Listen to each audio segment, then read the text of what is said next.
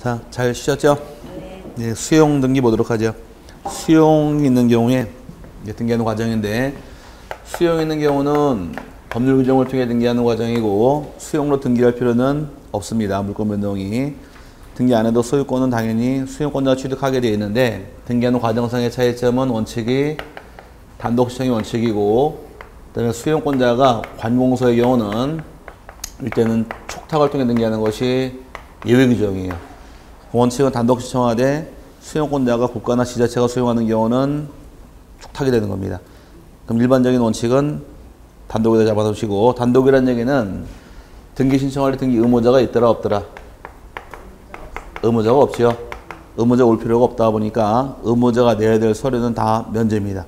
의무자가 내야 될 서류는 먼저 등기필 정보하고 인감증명서는 가져갈 필요 없는 게 원칙이에요. 그럼 등기필 정보는 낼 필요 없고 인감도 가져갈 필요는 없습니다. 그럼 어떤 걸 가져갈 것이냐가 문제인데, 수용 있는 경우는 이제 등기 원인 정보로서 협의 성립 확인서나 협의서나 또는 재결서가 들어오는 것이 요게 원칙입니다. 수용은 원칙이 협의가 원칙이고, 협의 수용이 원칙이 협의가 안 될 때는 재결로 수용하는 것이 예외 규정이에요. 협의가 성립한 경우는 협의 성립 확인서, 줄여서 협의서가 들어오게 돼 있고, 협의가 안 될 경우는 재결로 결정하게 되는데, 여기서 재결의 말뜻이 뭘까? 재결이란 뜻이, 아니 본인의 생각대로 말씀해 보세요. 맞춰 나가야 되니까. 재결이란 다시 결정하는 게 재결이 아니라, 여기서 말하는 재자는 다시 재자가 아니라 다툴 재자예요. 재판상 결정을 줄임말이 재결 그럽니다. 국가의 결정이 두 가지가 있는데, 하나는 행정부의 결정이고 또 하나 사법부의 결정이 있는 거예요. 사법부, 법원의 결정을 판결이라는 말을 쓰는 것이고, 행정부 결정을 판결 그러면 똑같은 말을 돼버리기 때문에 그걸 재결 그런 겁니다. 그럼 행정부 쪽의 결정을 뭐라고 부르고? 재결. 그 재결은 줄임말이 재판상 결정을 줄임말이 재결 이렇게 표현하는 것이고, 그 다음에 법원의 결정을 판결 이렇게 표현하는 겁니다. 협의가 성립 안 됐으니까 어떻게 뺏겠다? 재판을 통해 뺏겠다는 것이 재결의 뜻이에요. 내게 돼 있고, 그럼 요것만 가지고 등기 신청을 잘 보세요. 외우는 게 아니라 혼적을 합니다. 그럼 토지 소유자 입장에서 협의했어요. 근데 보상금도 안 주고 등기를 홀라당 가져가 버리면 별로 기분 유쾌하지는 않을 테니까, 여기에 첨부할 서류가 토지 소유자에게 보상금을 지급했다거나 보상금 지급 서면이나 또는 공탁했음을 증명하는 공탁 증서가 첨부가 돼야지만 등기 신청할 수가 있다가 되는 것이 이게 첨부할 서류가 되는 겁니다. 그럼 이제 이때 다 서류 내서 등기할 때 등기 원인이 뭘까? 말 그대로 수용이 되겠죠. 그럼 원인 일자는 수용 개시를 적는 것이 이게 예외 규정이 원칙이 되는 겁니다. 수용 개시일이라는 날짜는 보상금을 지급한 날짜가 수용 개시일이에요. 그럼 수용은 등기 안 해도 보상금만 지급하게 되면 소유권을 취득하기 때문에 수용 개시일을 적는 것이 내용인데, 개시일자가 다른 말로 어떤 날짜라고요? 보상금을 지급한 날짜가 바로 수용 개시일자가 됩니다. 근데 돈 줄 거 다 주고 수용권자가 자기 앞으로 소유권 이전 등기하는 것이 이게 방법인데, 수용은 취득 형태가 민법공부를 뭐라고 배웠느냐? 원시 취득이라고 배웠을 겁니다. 수용은 취득 형태가. 그럼 최초로 취득하는 게 수용인데, 등기는 어떤 등기하래요? 소유권 지금은 이전 등기하죠? 여기 차이점이에요. 등기된 걸 수용을 하든 미등기를 수용하든 수용은 취득 형태가 원시 취득에 속해요. 그럼 이론적으로 따져가게 되면 원취득은 소유권 보존 등기를 하겠지만, 수용만큼만은 소유권 이전 등기하기 때문에 이게 특색이 있는 겁니다. 이런 예외 규정이 두 개가 있어요. 하나가 혹시 시효 취득 배웠어요? 민법 공부할 때? 20년간 소유의 의사로 평온 공인하게 점유한 자는 등기함으로 소유권을 취득한다. 그 시효 취득 형태가 원시 취득이지만, 그때 등기는 무슨 등기 하실 것? 소유권 이전 등기를 하게 됩니다. 그 두 개가 예외 규정이에요. 큰 틀은 원시 취득은 보존 등기하고 승계 취득은 이전 등기하는 게 기본 틀이지만, 취득이 원시이지만 이전 등기하는 예외 규정이 두 개가 있는 겁니다. 하나는 시효 취득하고 또 하나가 수용. 이 두 가지는 보존 등기하지 않고 이전 등기를 하게 됩니다. 그러다 보니까 처음 취득했네요. 그럼 등기부상 모든 권리, 등기 실행한 이후 원칙은 등기관이 직권으로 말소하는 것이 원칙이에요. 다 지워버리는데, 하지만 예외적으로 수용을 통해 수용권자가 이전등기 하더라도 직권 말소하지 못하는 게 있다 보니까 여기서 문제가 나는 겁니다. 문제는 요거 기억하셔야 돼요. 직권 말소 못하는 거. 첫 번째는 수용 개시일 전에, 수용 전에 실행한 소유권 보존 등기, 그 다음에 수용 전에 소유권 이전 등기도 직권 말소 못하게 돼 있고, 그다음 수용 개시일 전에 상속을 받아서 실행하는 소유권 이전 등기도 직권 말소하지 못하게 됩니다. 묶어드릴게요. 자, 소유권 보존 등기, 소유권 이전 등기, 상속을 통해 소유권 이전 등기네요. 셋 다 무슨 등기요? 소유권이죠? 셋 다 소유권인데, 이 소유권의 경우 수용 전, 수용 후. 빨리 외치세요. 굉장히 중요한 거니까. 수용 전이죠?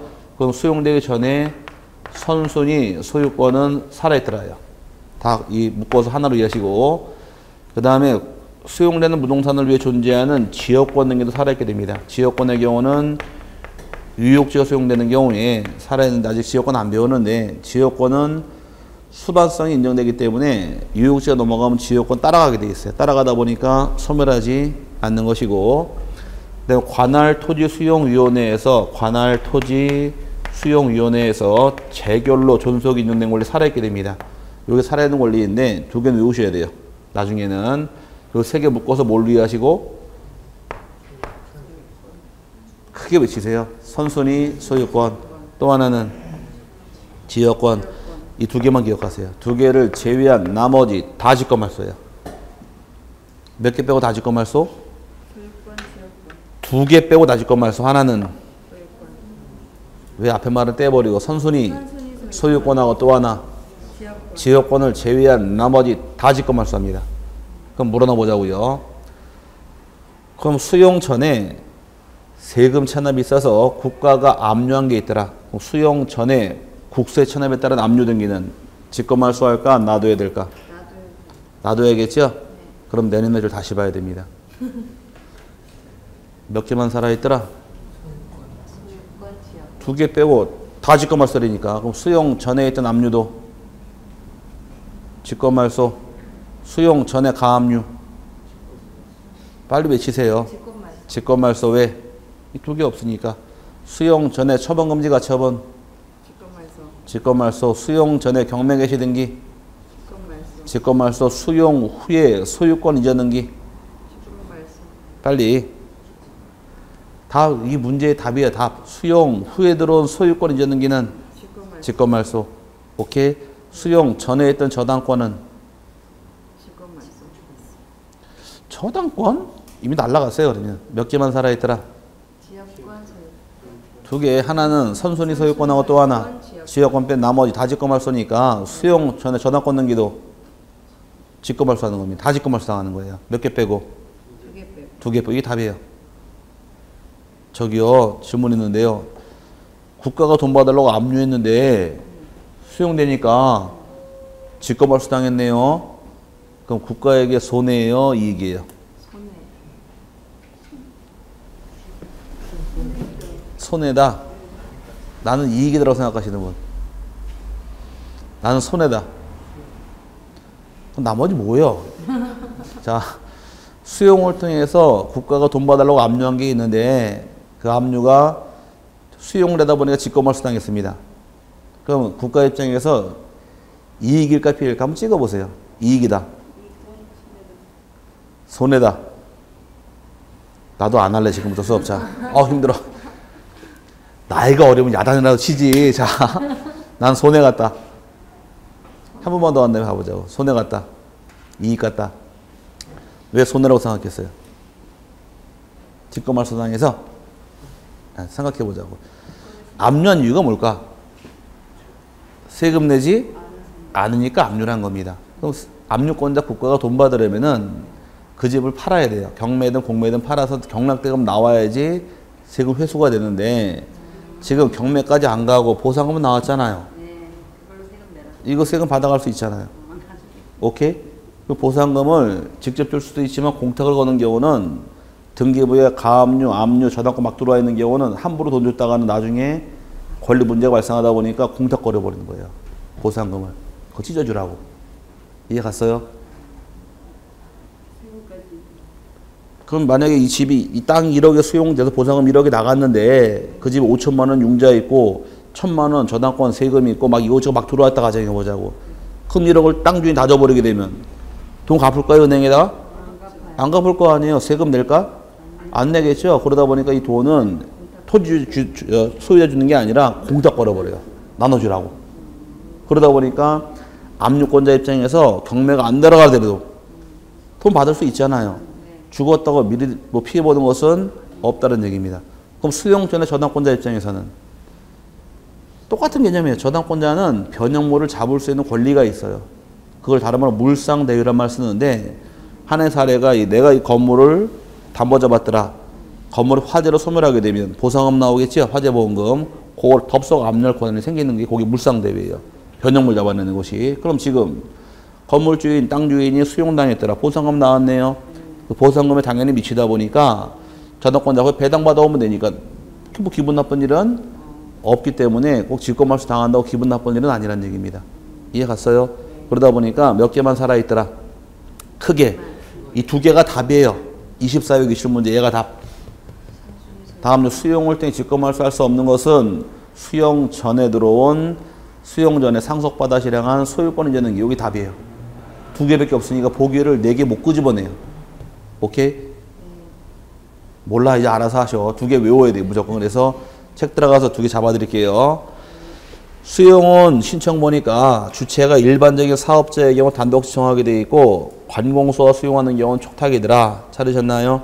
그 다음에 협의 성립하게 되면 협의 성립 확인서를 내는 것이 목적이고 재결일 경우 재결일서를 가져와라.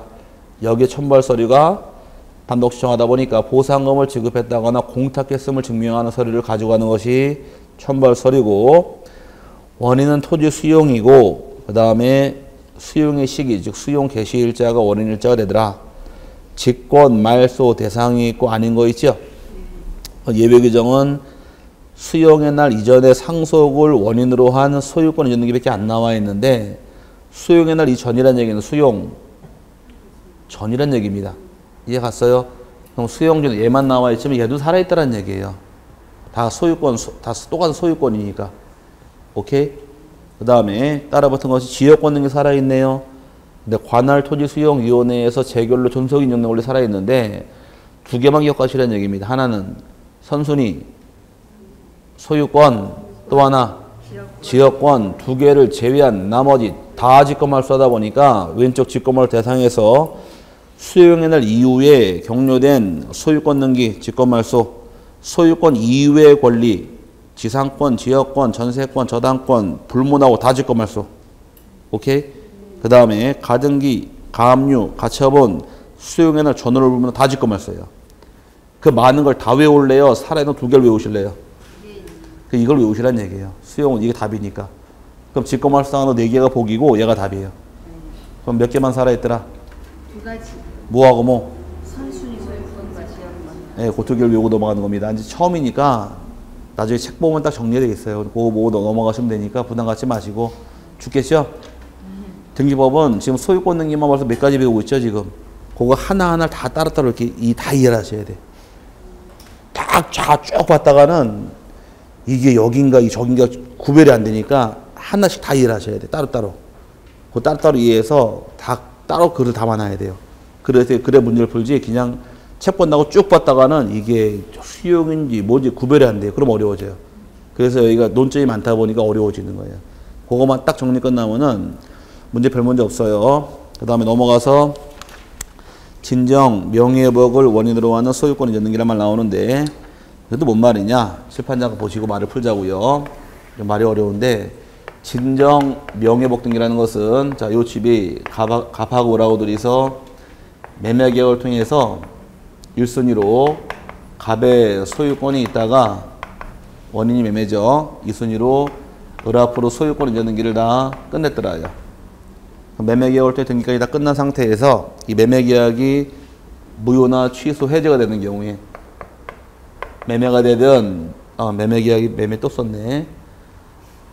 매매 계약이 무효가 되든 취소가 되든 해제가 되든 등등등이 발생하게 되면 매매가 무효가 되면 요 등기 요것도 무효일까 요건 유효일까 요게 또 문제입니다. 매매 계약이 무효일 경우에 매매 계약을 통해 넘긴 요 등기 요것도 무효냐 유효냐 물어보니까 학설 입장은 매매 계약이 무효라고 해서 등기까지 무효가 되는 것은 아니다요. 매매 계약과 등기는 별개의 행위다 보니까 따로따로 놓고 봐야 된다. 관련이 없다고 보는 것이 대부분 학자들의 주장이고 판례는 그렇지 않아요. 매매 계약이 무효면은 등기도 자동으로 무효다요. 뭐라고요? 매매가 무효면 판례에서는 요 등기도 자동으로 무효가 되므로 소유권은 을 등기를 말소하지 않더라도 가백이 복귀했다 대법원 판례요. 오케이? 다시?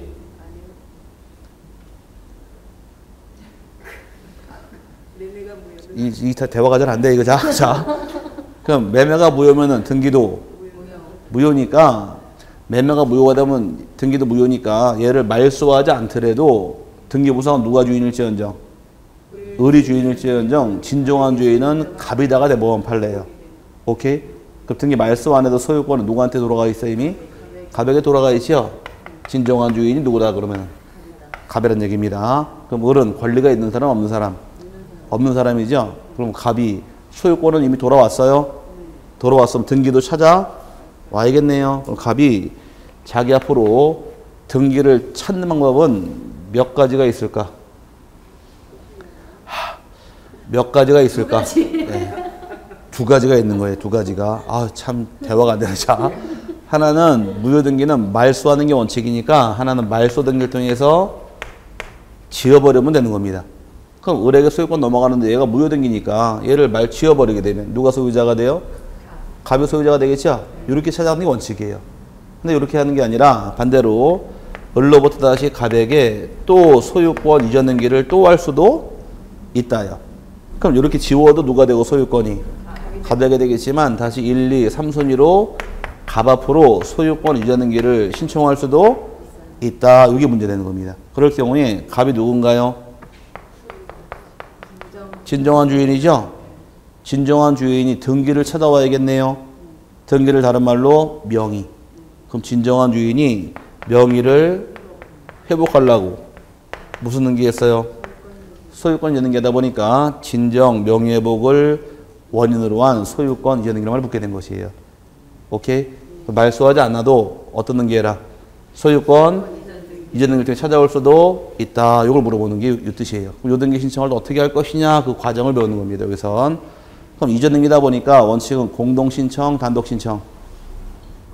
공동이 되겠죠. 취득하는 자, 갑이 등기 권리자가 되고 의무자가 되어서 공동으로 신청할 수 있다가 원칙이에요. 신청하는데 문제는 갑과 을 둘이서 이 등기 신청을 해야 되는데 얘가 등기를 하기라고 얘가 이행을 안 하게 되면 등기 넘겨주지 않더라요. 그럼 끌고 가서 강제로 갈 수 없으니까 등기를 넘겨달라고 갑이 소송을 제기합니다. 소송을 제기해서 판결을 받은 경우는 단독 신청할 수도 있다가 되는 것이에요. 원칙은 공동의 원칙, 단독의 원칙. 공동의 원칙에 대해 상대방이 이행 안 하게 되면 이행에 가름하기 위해서 판결을 받은 경우는 단독 신청할 수도 있고 갑이 등기를 해야 하는데 갑이 사망하게 되면 그럼 사망 시에는 등기 신청할 수 없네요. 그럼 갑의 사망 시에는 갑의 상속인이 직접 등기 신청할 수도 있다가 되기 때문에 원칙은 공동의 원칙, 단독의 원칙. 공동의 원칙이고 그 다음에 등기 신청을 판결받으면 단독 신청할 수도 있고 진정한 주인이 사망하게 되면 그제 상속인도 등기 신청할 수는 있다가 되는 겁니다. 여기까지 본 상태에서 일단 책 보자고요. 의 보니까 현재 등기 명의인이 무권리자의 경우 칠판에서 누가 무권리자인가요? 예, 이거 하기 전이니까 을이죠. 을이 무권리자의 경우에 진정한 소유자 누구? 갑이 자기 명의로 등기를 회복하려고 할 때 무권리자 명의를 말소하지 않고 칠판에서 여기 보세요. 이제 요걸 말소하는 게 아니라 무권리자로부터 직접 소유권 이전 등기 절차에 의해서 소유권 회복하는 것을 말한다 해서 무효 등기는 말소가 원칙이죠. 말소하지 않고 다시 소유권 이전 등기에 올 수도 있다 그 뜻이에요. 이해 갔어요? 그 다음에 신청은 단독 공동 나와 있죠? 원칙은 공동의 원칙, 단독의 원칙? 공동의 원칙입니다. 단독 예외 규정이에요. 그 다음에 밑에 기타에서 그거 먼저 설명을 드릴게요. 등기 권리자의 상속인도 등기 신청할 수 있다. 찾으셨어요? 그럼 공동의 원칙이고 판결받으면 단독 신청할 수도 있고 상속인도 가능하더라. 근데 밑에 오른쪽 그 위에 중간에 또 칸 보니까 토지 거래 허가증, 농지 취득 자격증 첨부할 필요 없다고 나와 있죠? 이제 이거 풀어드릴게요. 잠깐 보시고. 자, 그럼 지금의 등기 신청할 때 등기 원인이 뭘까? 그대로 보시면 돼요. 등기 원인은 진정 명의 회복을 원인으로 한다 그랬으니까 원인이 뭐다? 진정 명의 회복이 되겠죠? 원인은 진정 명의 회복이라고 적는 것이 이게 원인이에요.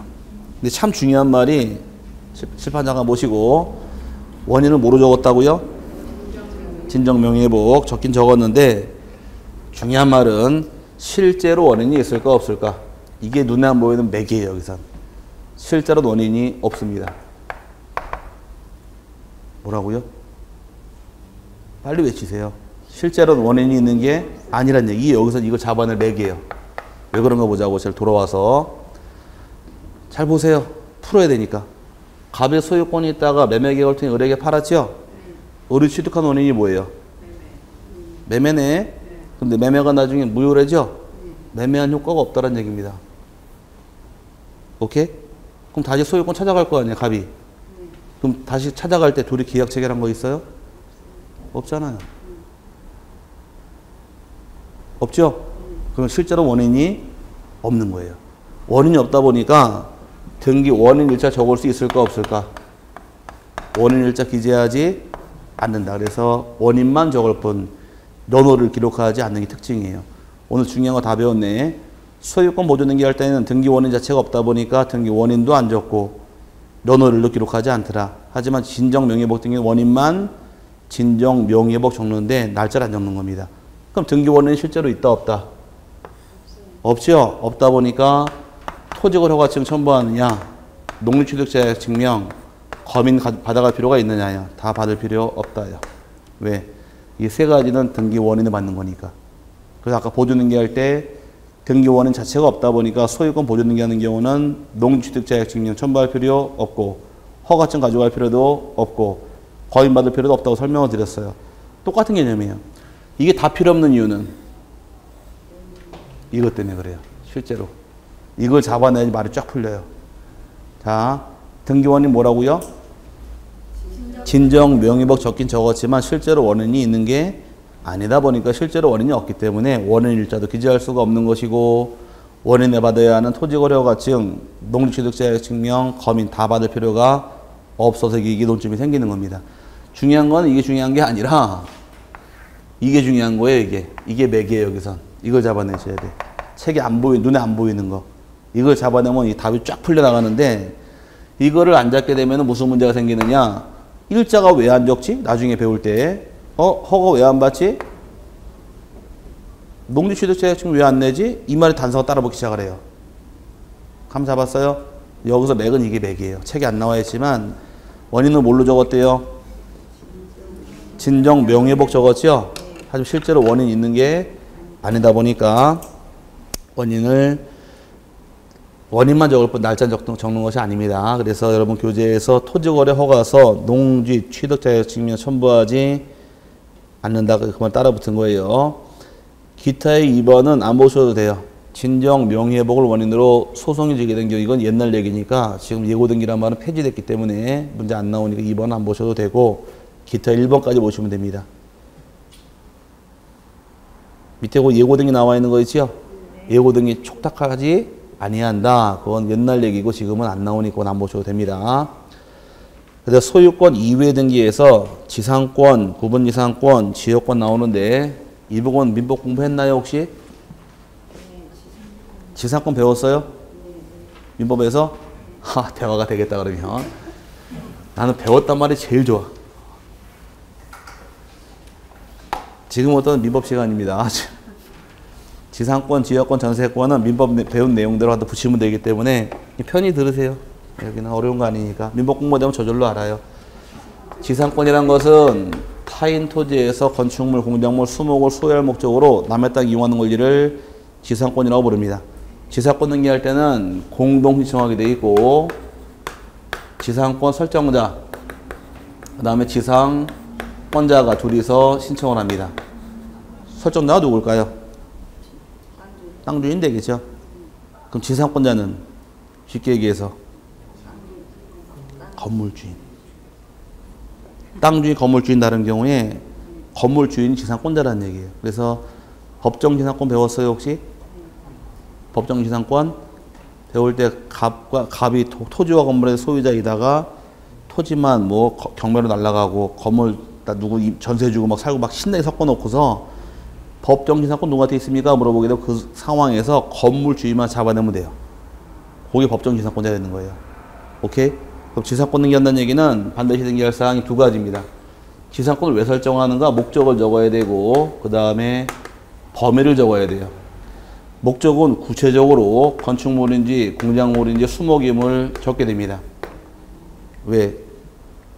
목적이랑 범위 적게 돼 있고 기간이 존속기간이 반드시 등기할 사항이 아니에요.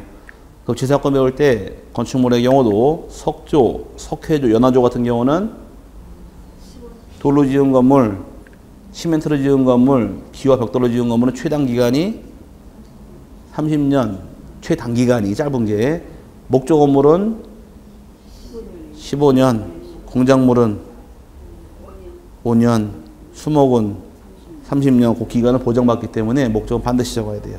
적게 되어 있고 범위를 적게 됩니다. 범위는 1필지 전부일 당시에는 전부라고 기재하면 될 것이고 1필지 중 일부를 설정할 경우는 지적도에다가 범위를 표시해서 도면을 첨부하는 것이 여기 첨부할 사유예요.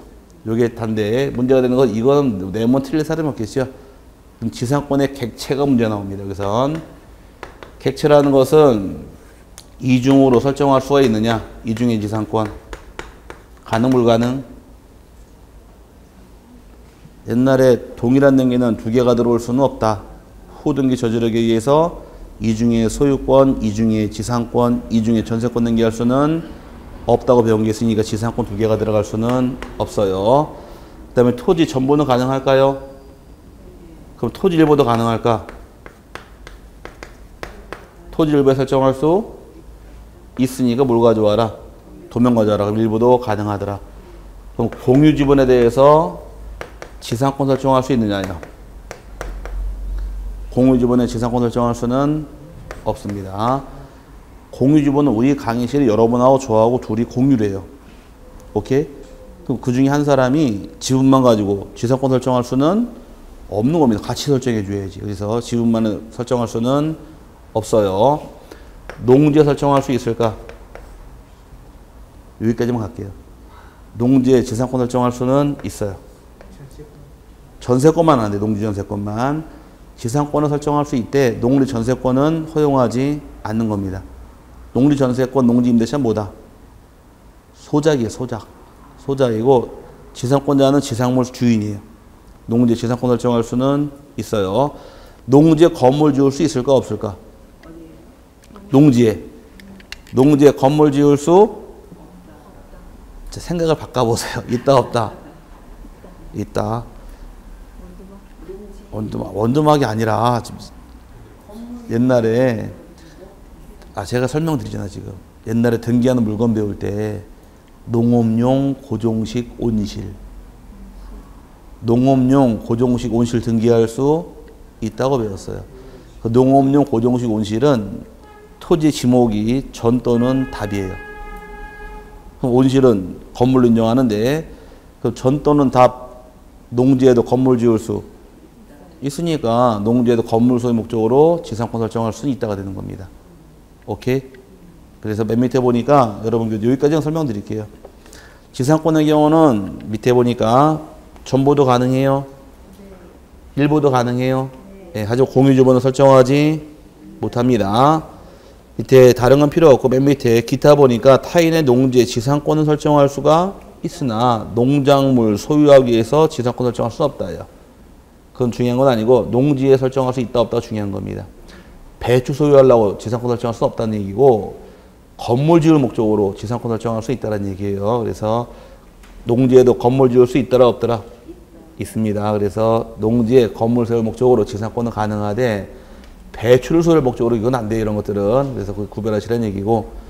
근데 오른쪽 보니까 이 중에 지상권도 가능하더라 불가능하더라? 안 되겠죠. 오케이? 거기까지 보시면 되고요. 나머지는 생략.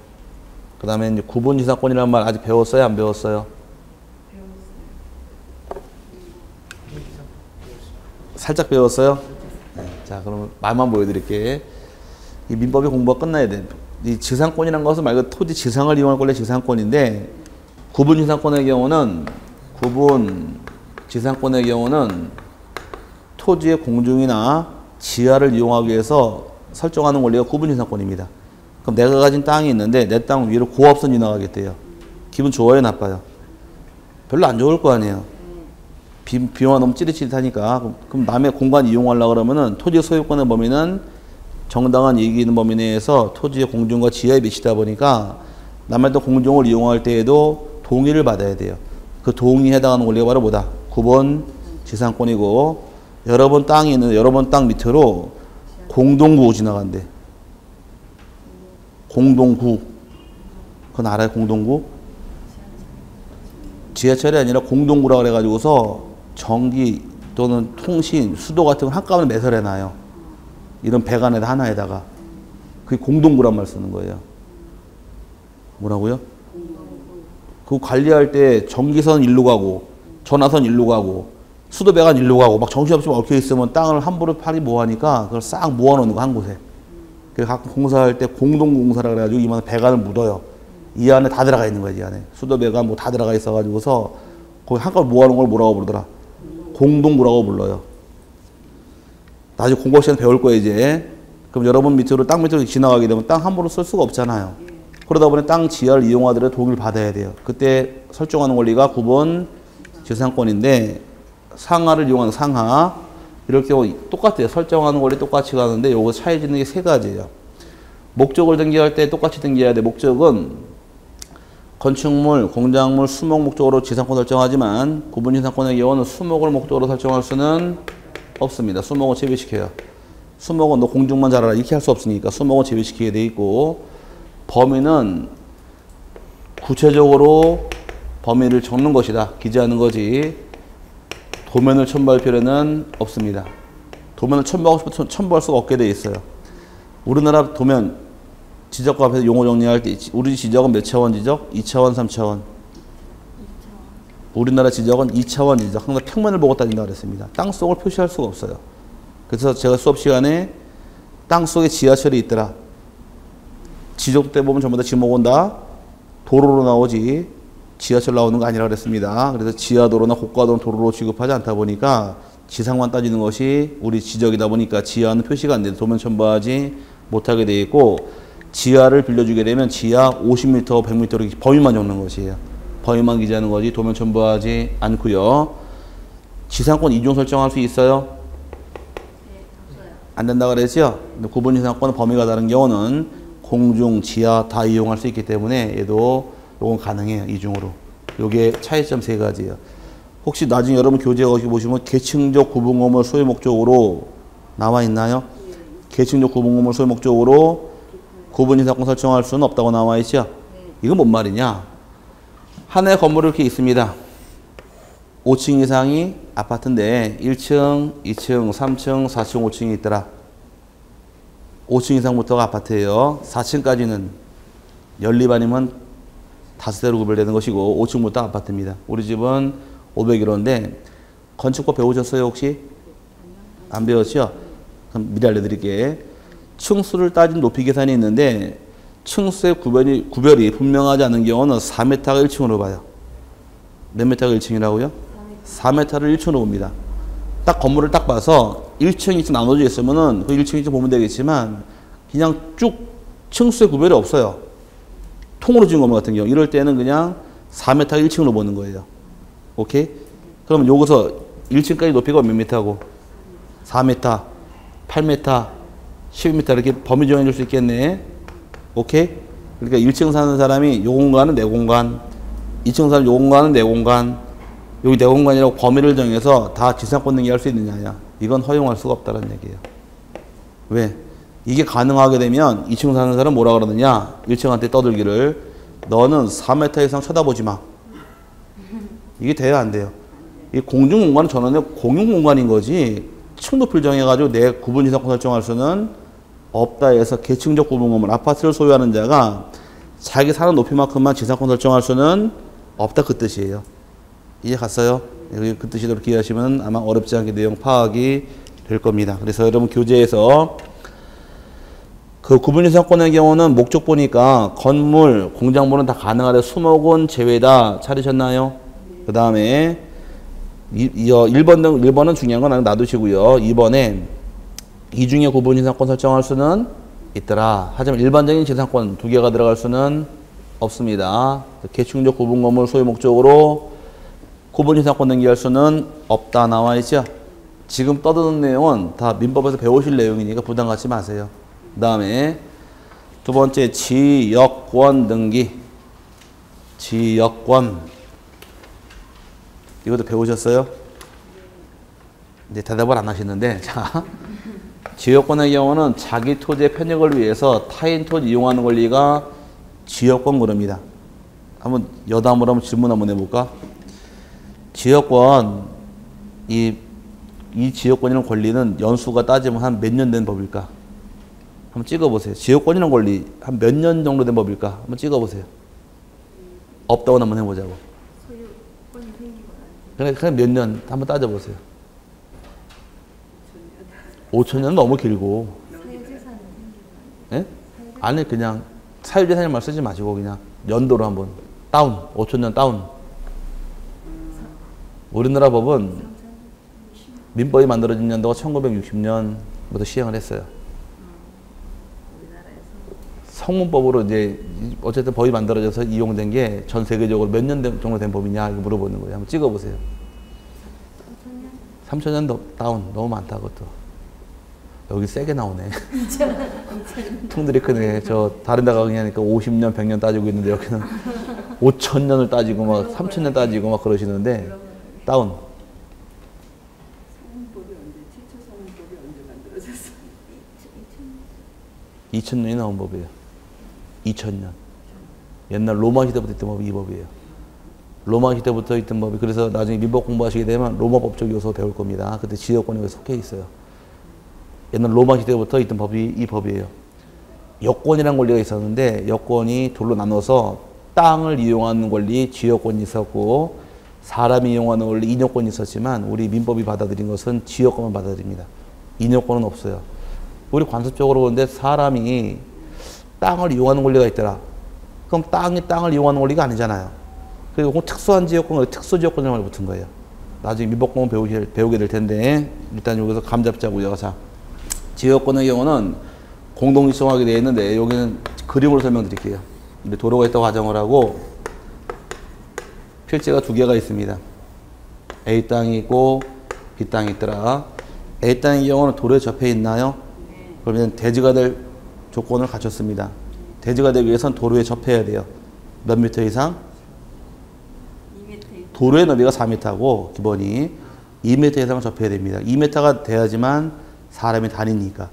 그래서 나중에 이 단독주택 밀집한 지역 가게 되면 골목길이 있어요. 자전거는 아니지만 차는 못 들어가. 그런 거 본 적 있어요? 거기에 폭이 얼마가? 거기에 2m. 2m가 돼야지만 사람이 다니니까. 그 골목길에 차는 못 대고 이렇게 다니는 조그만 골목길이 거의 다 2m예요, 길이가. 거기에 돼야지만 집을 지을 수 있기 때문에. 그렇기에는 대지가 될 조건을 갖췄지만 얘는 길이 있어요, 없어요, 지금?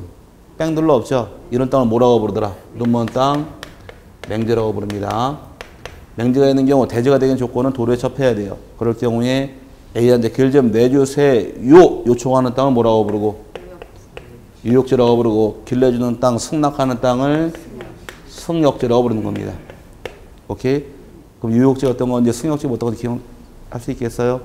그럼 길을 내달라고 요청하니까 승역지 하는 말, 내 땅을 다 길로 쓰시오. 가능 불가능? 괜찮아요. 가능 불가능? 가능하죠?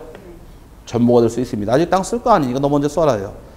그러다 보니까 주변에서 건물 여기 짓고 주시장 쓰는 경우도 있잖아요. 이거 남의 땅. 건물 짓기 전이니까. 아닌가? 그렇죠. 딱 빌려줄 수 있다는 정보를. 반대로 요만큼만 써라. 가능할까? 가능하겠죠? 그럼 승역지는 전부가 돼도 상관이 없고 일부가 돼도 상관이 없다는 얘기. 하지만 전부가 도로가 되든 일부가 도로가 되든 편익을 다 얻으니까 유효지는 반드시 일필지 전부일 걸 요하는 겁니다. 반드시 일필지임을 요하는 것은 유효지다, 승역지다. 유효지가 되겠죠. 이렇게 요게 지역권 등기 뜻이 기본 틀인데 그럼 등기 신청은 승역지하고 유효지 둘이서 같이 신청하는 겁니다. 신청할 반드시 적을 사항은 일단 지역권 왜 설정하는가 목적을 적어야 돼요. 목적은 통행지역권인지 물 끌어오기 위한 인수지역권인지 얘가 논일 경우는 물이 지나가잖아요. 그럼 물을 대야 될 거 아니야. 이때 물을 끌어오기 위한 인수지역권인지 관망지역권인지를 적어야 됩니다. 목적은 제한이 없어. 관망지역권이라는 게 뭘까? 통행은 길을 쓰려고 인수는 물 끌어오려고 관망지역권은 저기 해운대 가니까 지금은 바뀌었는지 모르겠지만 해운대에 이 앞바다가 있고 여기 이렇게 해변이 있고 여기에 조선 호텔이 있더라고요. 근데 조선 호텔의 층수가 좀 낮더라고. 몇 층 안 돼요. 근데 이 앞에 공터에다 건물을 딱 져버리게 되면 이건 뭘로 바뀌어 호텔이 한 연숙 돼버리죠. 뒷골목 연숙밖에 안 되잖아요. 그러다 보니까 앞에 건물 지면 안 돼요. 안 되겠죠. 요 건물 못 지게끔 행위를 막기 위한 지역권이 있어요. 내 관망을 위해서 너 건축하지 말아라요. 여기 관망 지역권이에요. 이해 갔어요? 그런데 조망권을 위해서 여기 땅 사용 못하게 막는 겁니다. 요거 합의하에 이것도 가능하다요. 요게 이제 관망 지역권인데 관망 지역권을 설정하게 되면 전망은 좋은데 대부분 신혼여행 갈 때 창측 잡아줘요? 안측 잡아줘요?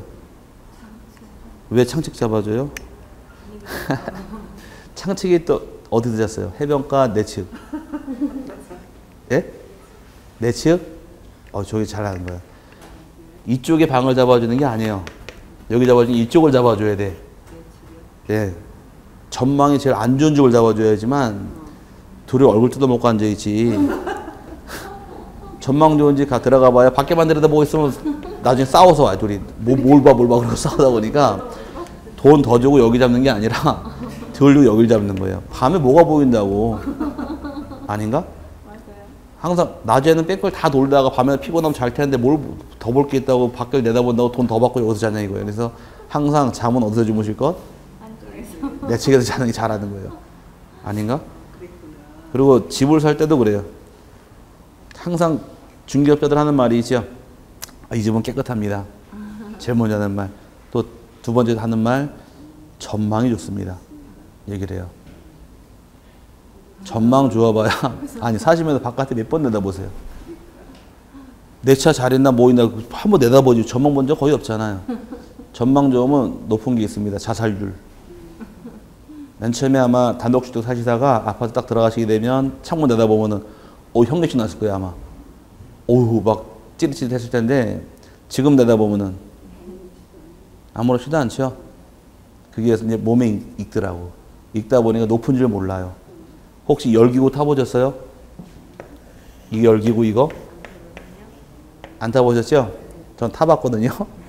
얘는 낮에 못 타요. 주로 밤에 새벽에 올라가야 돼. 새벽에 바람이 없으니까. 밤낚시해 보시면 새벽에 잔잔하죠 물이. 그때 바람이 없어서 그때 올라가는데 되게 비싸요. 한 번 타는데 한 7, 8만, 30만 원 줘야 돼. 한 시간 타는데. 되게 비싼데 이 바구니에 몇 명이 타느냐? 정원이 32명이에요. 많이 타죠? 조종사까지 해서 33명 타요.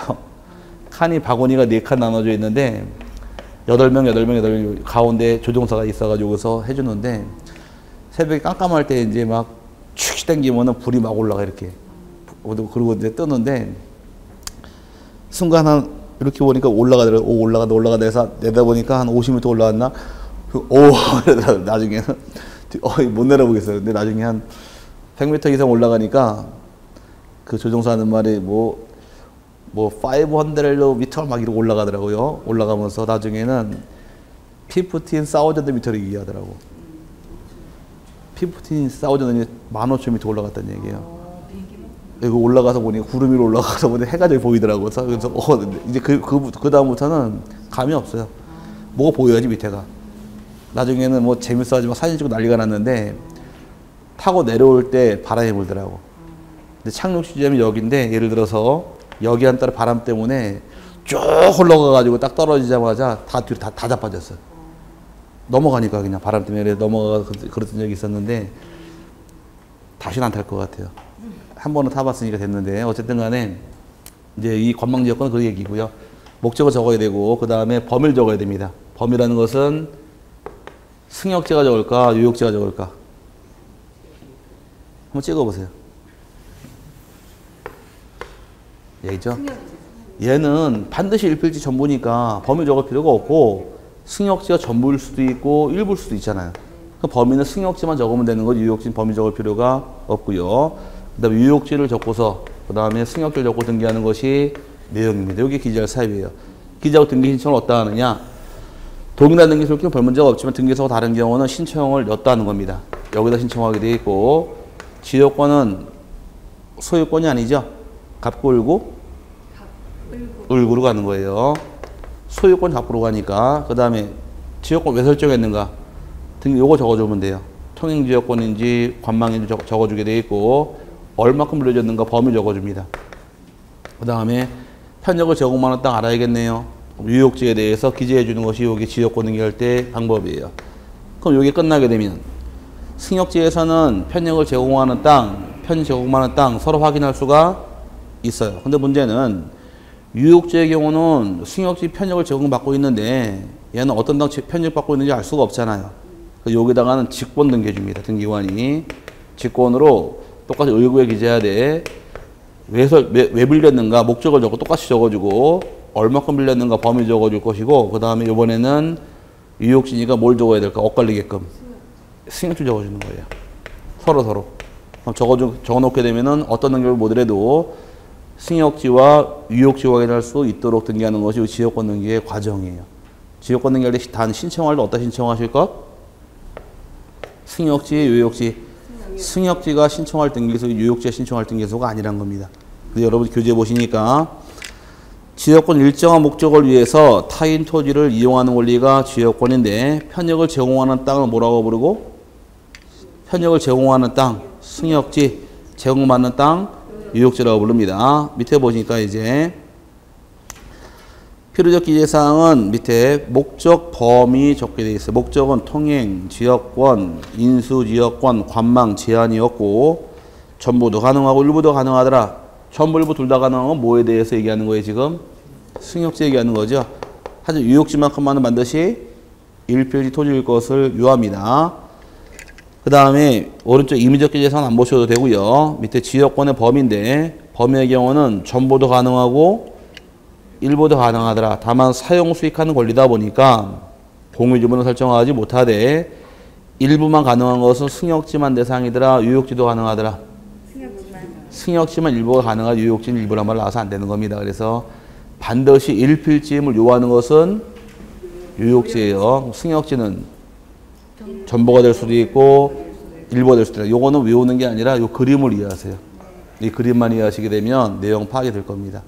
아직 나중에 배울 때 더 들어가게 되면 그럼 길을 내주는 이 승역지 A는 소유권자가 길을 내줄 수 있느냐 아니면 소유권자가 아닌 사람도 길을 내줄 수 있느냐 이걸 배우게 되고 아직 편입받는 유역지의 경우도 소유권자만 가능하냐 이외에도 가능 그걸 나눠 배우시게 돼요. 여기 맛만 보시길 바라고요. 그 다음에 다음 페이지 넘어가시면 이제 전세권 등기란 말이 나옵니다. 밑에 맞아 봐야겠네. 첨부서면 생략하고 등기 실행 보니까 승역지와 유역지 나눠져 있죠. 승역지는 여기 실판에 써놓기를 신청하는 거, 직권 등기, 신청하는 것. 유역지는 직권 등기. 그래서 여러분 교재에서 승역지 지역권은 신청을 통해 등기하게 돼 있고 유역지 지역권 등기는 등기관이 직권 등기하더라 나눠지는 게 차이점이에요. 감 잡았어요? 여기까지 보시면 되고요. 전세권 모터는 다음 주에 나가도록 하죠. 이 파트는 이 소유권 이외의 파트는 민법 공부가 되면 저절로 대부분 다 알아요. 부담 갖지 마시고 편안히 들으시길 바라고요. 그래서 오늘 여기까지 보도록 하고요. 다음 주에 수업하면 아마 그 다음 주 29일인가 그때는 쉴 겁니다. 네, 또 다음 주에 뵙도록 하고 조심해 들어가시고 내일 춥대요. 네, 감기 조심하세요. 네, 그럼 다음 주에 뵙겠습니다. 수고하셨습니다.